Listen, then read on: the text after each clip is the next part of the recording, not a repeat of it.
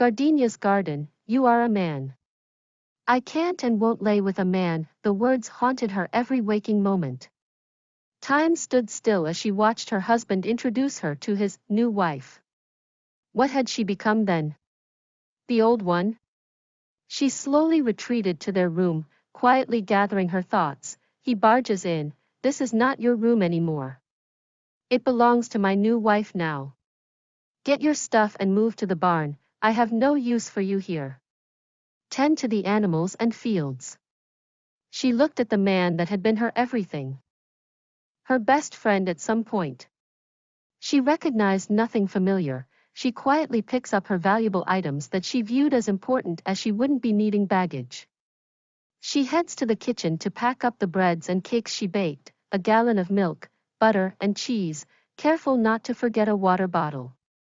She takes one last look around and leaves the house she called home for the past 10 years. She sets off to her father's home.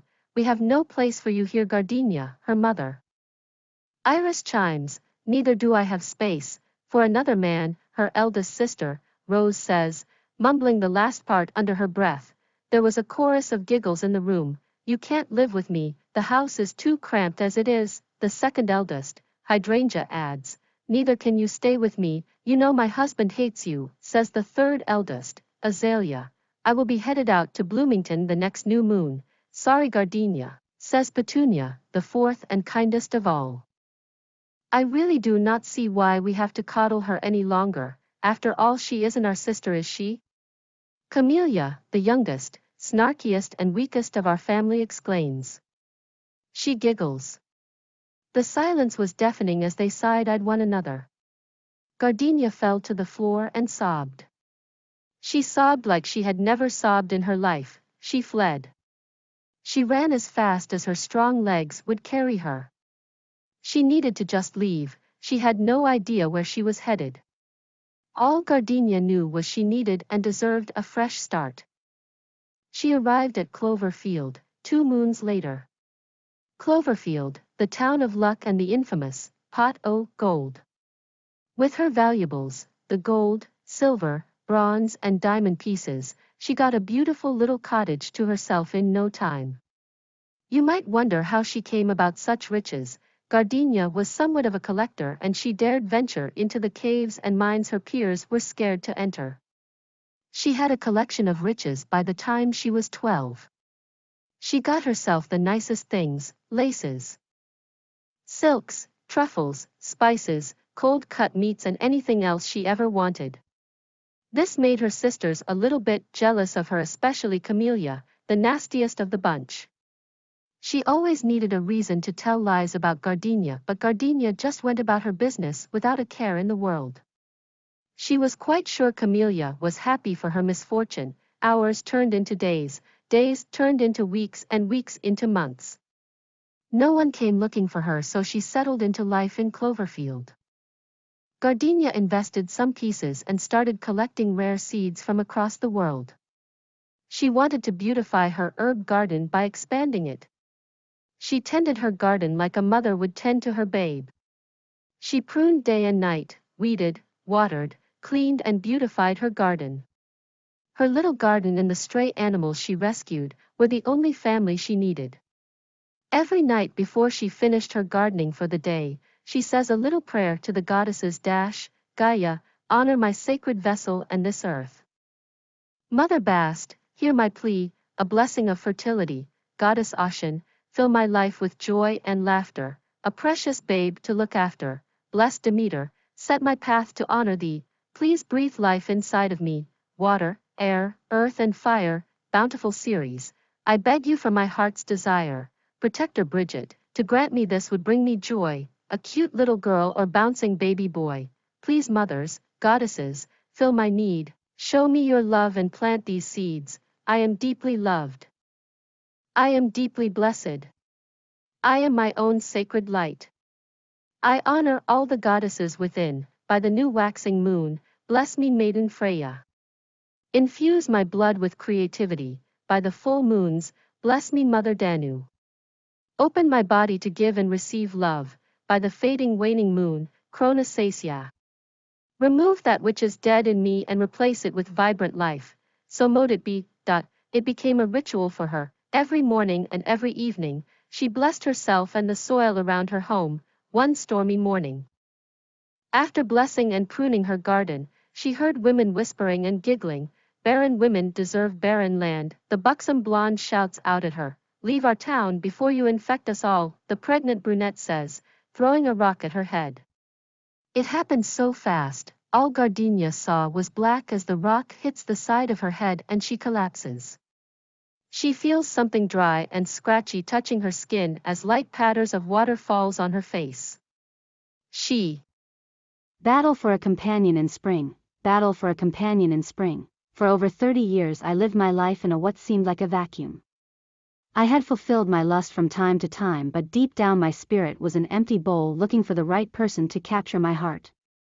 On several occasions, I had thought that I had found that lasting spirit which would fill that gap, but they were illusions rather than reality.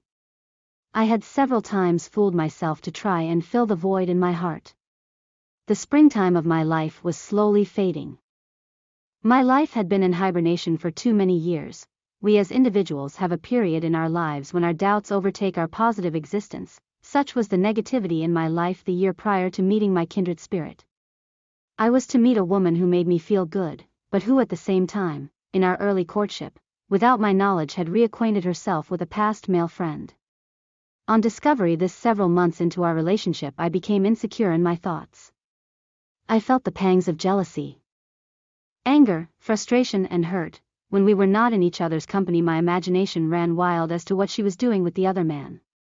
At various times, would get in my car and drive past her house to see if the competition was present.